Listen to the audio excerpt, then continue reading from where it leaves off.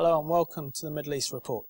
In this edition we'll be looking at the media bias against Israel, and increasingly in recent years we've seen a hostility in the media towards Israel. We've seen biased media reporting, we've seen inaccurate facts of covering the Israeli-Palestinian conflict to such an extent that it's turned public opinion against Israel in both Britain and across Europe. That's led to an increase in anti-Semitism.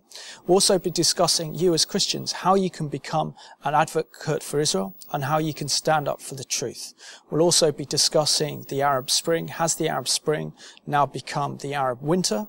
As we've seen that many of these states like Egypt, Tunisia are now turning to Islamism.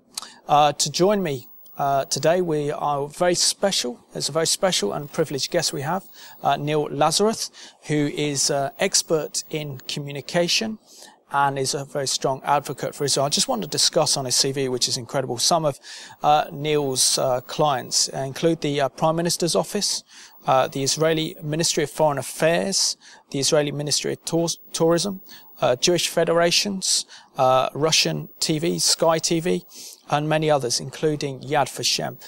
Neil, it's an absolute pleasure to have someone of your caliber today on the Middle East Report. Well, thank you for having me. That's a pleasure. And Neil, can you tell us something about your background, your Jewish background, and how you got involved in Israel advocacy and communication? Sure. Grew up in London, and all my life I had a very traditional upbringing. Age 13, 14, I went to Israel for the first time and fell in love with the country, came back. And then slightly later on, I got involved as a university student, involved in Israeli politics or advocating for Israel on campus. After university, decided to spend some time in Israel. And 23 years later, having lived in Israel now for 23 years, I'm still very, very excited about the place. You know, just before leaving, I've been in the country 2 days, I was driving towards the Dead Sea. I'm sure many of your viewers have been there. You're driving down. It's a beautiful place. The scene is, if not biblical, it reminds me of the Bible times. Suddenly in the middle of the road, there's a camel lying there looking at me, and it's not moving.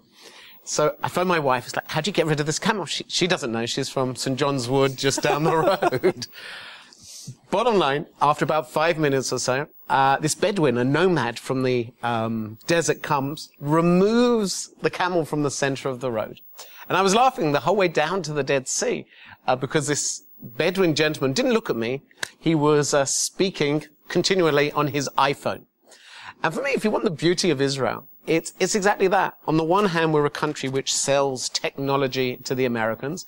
And yet on the other hand, things haven't changed in Israel since times of the Bible. It's a place where you don't need a tour book. You just use the Bible as your tour guide. So in many ways it was perhaps love at first sight, but certainly developing.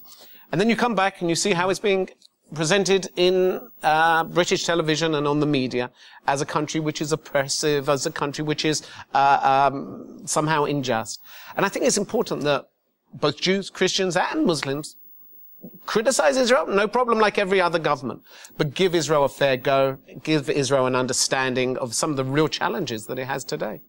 And how did you get involved in the work of Israel advocacy and effectively training people in the Foreign Office, the Israeli Ministry of Foreign Affairs, Prime Minister's Office to teach Israelis how to become spokesmen for their country? Graduated as a university, self-trained, having to deal with anti-Semitism in Britain and the criticism of Israel. Moved into the line of keynote speaking, and then started to train people in the profession and the job that I do myself. Was lucky to be a part of a team within the Israeli Foreign Ministry who helps train diplomats. And today helps, trains many spokespeople, many workers of different governmental organizations who have to represent Israel. But you know what? I think it's important to stress here, and it's a true ideology of mine, is that advocating for Israel, and I don't like that word, it's just communicating for Israel, is not a matter for spokespeople, it's for everybody. Everybody who believes in truth, everybody who perhaps believes in the Bible, everybody who loves Israel for what it is, it's their job to talk about Israel and advocate for it.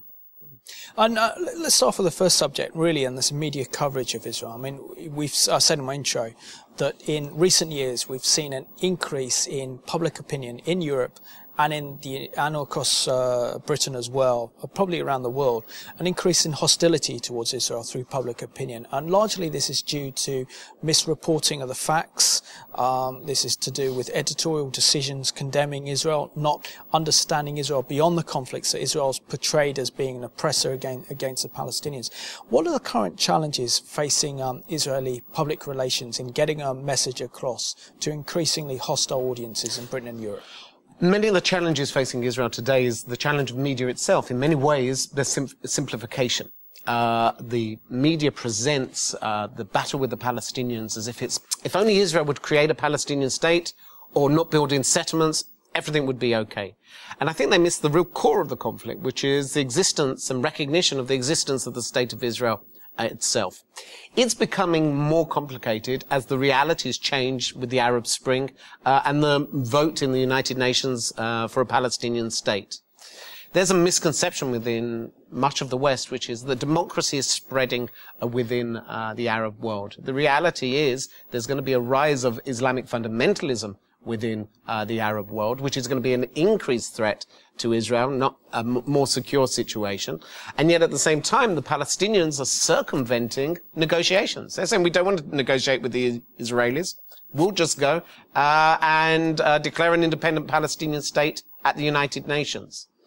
I mean, I find it fascinating that perhaps we do need a Palestinian state. I've got nothing against people wanting independence. But the question is what price there is. We have to be sure that when the Palestinians get a Palestinian state, if they want it, our security is going to be guaranteed. Israel with the Palestinian state next door is, 9 miles wide? That's 4 stops on the London Underground. We're a tiny country. So we don't have room for mistakes. So the situation is getting more complicated because the Middle East is getting more complicated. And I would argue it's getting as dangerous, if not more dangerous, than it was prior to 1967 and the Six-Day War. So are we really seeing oversimplification of the actual conflict itself and not putting things in context? When you have news reports on the major mainstream news channels, they don't look at the strategic developments of how strategic events can actually have a knock-on effect on events actually on the ground. So we're having very small sound bites, very small, only 2-minute, 3-minute coverages of certain reports, makes it look far more simple than it actually is. Or in one word, context. Context. Context, context. You can show a picture of an Israeli soldier examining a Palestinian who's been waiting at a checkpoint. But what's the context of a checkpoint in Israel? My house, I live in Israel. From my lounge window, you can see the West Bank, what would be a Palestinian state according to the United Nations. Outside my house, there's a checkpoint. You see Palestinians being checked. You know, only 6 months ago, they stopped a car, and it didn't stop, so they stopped it by shooting at its tires, opened up the back, and in the back of the car, there's explosives. When many people talk about abstract theories of how a Palestinian state should be made, we're talking about my life, my kids, my lounge window, my neighbors, my journey to work on a bus. Those are the issues that we really have to get across in the media. So I think you're absolutely right. This idea of lack of context, a simplification of message, and understanding the fact that whatever Israel does, there's a price to pay. The question is what price we're willing to pay. Create a Palestinian state, you're 9 miles wide.